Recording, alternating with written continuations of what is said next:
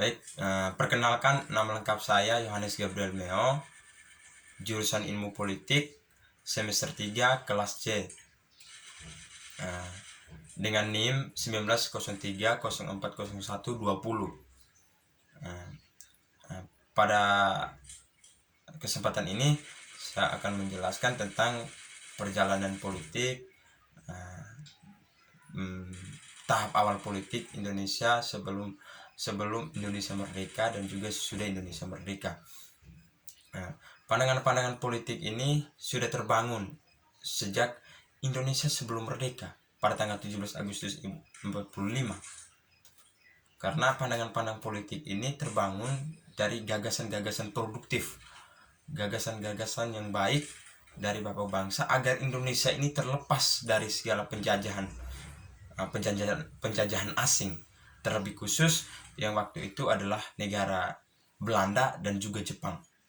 Dalam hal ini misalnya penjajahan Belanda yang terjadi pada tanggal pada dimana Indonesia membuat perjanjian dengan Belanda, yaitu perjanjian Rumroyen, perjanjian Meja Bundar di Den Haag, dan perjanjian-perjanjian inilah yang menjadi sebuah sejarah yang perlu dikenang, bahwa perjalanan politik Indonesia, perjalanan politik antara menjalin hubungan dengan negara lain itu sudah terbangun, bahwa kesepakatan-kesepakatan ini, kesepakatan-kesepakatan bersama dalam dua negara itu menjadi sebuah kesepakatan sejarah, bahwa pada kala itu yang perlu kita kenang bahwa Indonesia sudah menjalin kesepakatan bahwa Indonesia harus benar-benar merdeka, tetapi ada penawaran-penawaran yang tentu ada sedikit merugikan dan juga lebih banyak menguntungkan, sehingga sekarang kita benar-benar merasakan sebuah kemerdekaan yang tidak dibelenggu oleh penjajahan asing. Pandangan politik pada kala itu terjadi pertentangan antara, misalnya itu pandangan politik Muhammad Hatta dan juga pandangan politik tentang Soekarno itu agak berseberangan, tetapi itu tidak menjadi sebuah musuh antara pribadi, tetapi itu hanya sebuah pandangan politik yang sedikit berbeda. Pandangan politik dari Soekarno itu bertentangan dengan Muhammad Hatta, di mana demokrasi terpimpin yang disampaikan oleh Insinyur Soekarno itu bertentangan dengan pandangan politik yang disampaikan oleh Muhammad Hatta.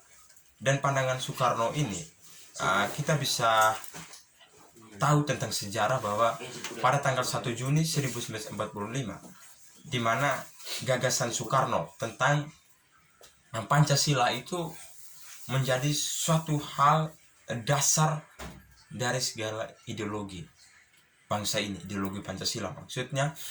Dan ideologi Pancasila ini terbawa hingga saat ini. Dan politik pada kala itu menjadi suatu fondasi bahwa Indonesia harus benar-benar merdeka. Dan politik pada kala itu mencerminkan pada suatu kemaslahatan bangsa, kesejahteraan bangsa, kebahagiaan rakyat. Dan narasi-narasi politik itu terbangun hingga saat ini.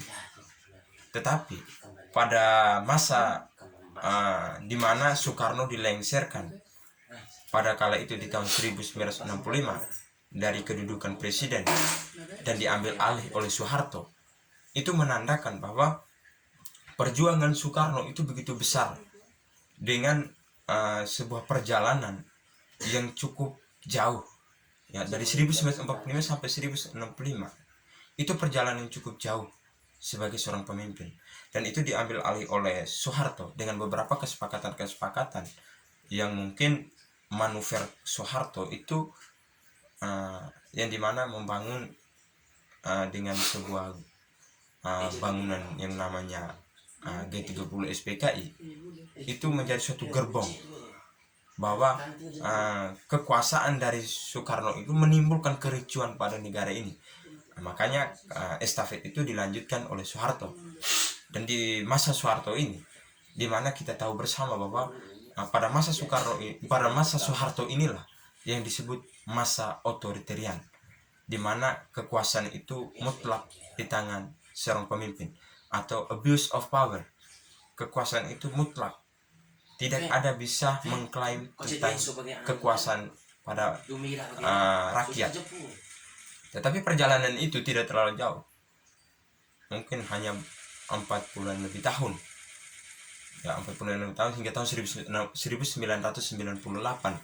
di mana ia dilengsarkan oleh gerakan mahasiswa pada kala itu, aktivis muda, ya aktivis mahasiswa di gedung MPR pada waktu itu, sehingga ia dilengsarkan dan diganti tatanan politik Indonesia itu menjadi demokrasi, di mana reformasi membuahkan demokrasi, dan demokrasi ini kita rasakan hingga saat ini. Itu merupakan hasil kerja keras dari mahasiswa. Dan kembali kepada masa lalu, demokrasi itu sebenarnya sudah terbangun sejak Indonesia merdeka.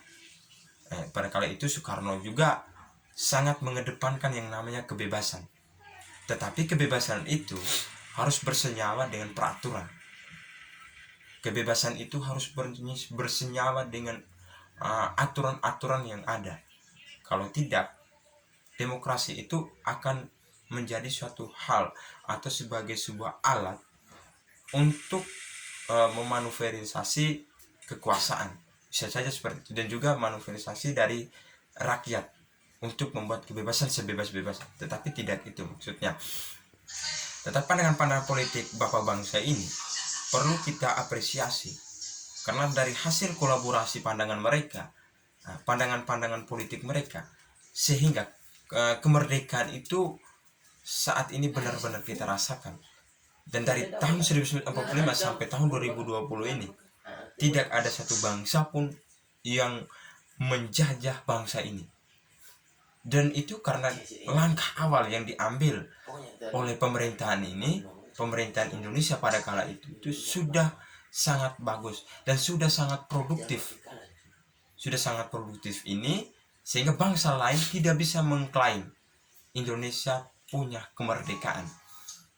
Tetapi itu menjadi sebuah catatan anak bangsa bahwa kita terus untuk meneruskan segala pandangan-pandangan politik masa lalu, di mana kita rasakan ada suatu namanya koalisi dan oposisi, di mana ada yang mengontrol, ya, di mana ada yang mendukung, di mana pihak oposisi yang mengontrol kebijakan pemerintah dan pihak koalisi yang mencoba untuk terus menjalin hubungan di dalam sebuah kekuasaan.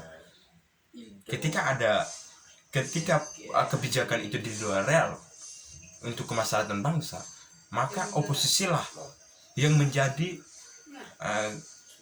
sebuah gebrakan untuk bisa kekuasaan ini berada pada satu rel dan satu pintu dan keluar pada tetap pintu yang sama. Sekian saja dari saya. Sekian dan terima kasih.